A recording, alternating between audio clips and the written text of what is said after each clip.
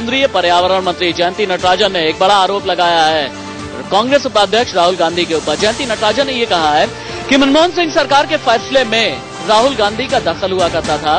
कई प्रोजेक्ट्स ऐसे होते थे जिनका क्लियरेंस और होल्ड इनमें भी राहुल गांधी की चला करती थी और इसी वजह से मुझे केंद्रीय मंत्री के पद से हटा दिया गया था। हम आपको ग्राफिक्स के जरिए दिखा रहे हैं कि आखिरकार जयंती नटराजन ने आरोप क्या लगाए हैं। और जयंती नटराजन ने यह भी कहा कि जैसे ही मैं मंत्री पद से हटी वैसे ही फिक्की की चला करती थी और इसी वजह से मुझे केंद्रीय मंत्री के पद से हटा दिया गया था। हम आपको ग्राफिक्स के जरिए दिखा रहे हैं कि आखिरकार जयंती नटराजन ने आरोप क्या लगाए हैं। और जयंती नटराजन ने यह भी कहा कि जैसे ही मैं मंत्री पद से हटी वैसे ही फिक्की में जाकर के राहुल ने यह कहा कि अब आप लोगों को कारोबारियों से ये कहा अब आप लोगों को किसी भी तरह की कोई परेशानी नहीं होगी।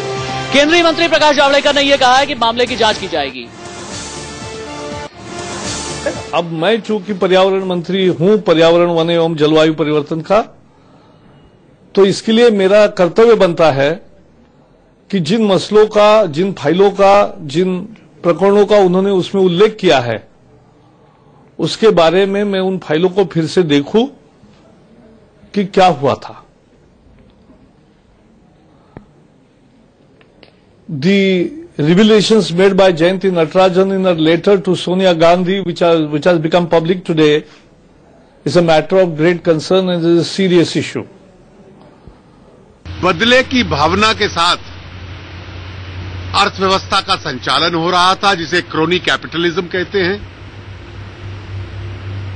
और लोगों को तकलीफ देने में इनको आनंद आता था।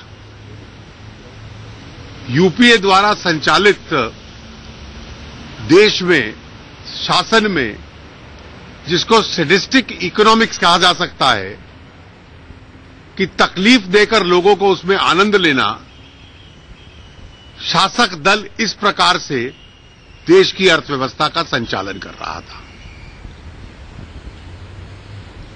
निश्चित रूप से जिन्हें अनुमतियां दी गई या जिनकी रोकी जाती थी, अब दायित्व पर्यावरण विभाग के ऊपर है कि इन सब के ऊपर पुनः विचार करे ताकि कानून की व्यवस्था फिर कायम हो और इन अनुमतियों का संचालन केवल कानून के मुताबिक हो, शासक दल के नेताओं की मनमानी के मुताबिक ना हो। जयंती नटराजन जी का लेटर मैंने नहीं देखा है, बट फिर भी लास्ट 10 साल में there is no single allegation either by even by the opposition parties that the office of the vice president of Congress और ऑफिस ऑफ द प्रेसिडेंट कई टाइम गवर्नमेंट का फंक्शन में इंटरफेयर नहीं किया है। So this is a very wild allegation. She might have resigned for some personal reasons. They are free to do that, but making such allegation is unfair.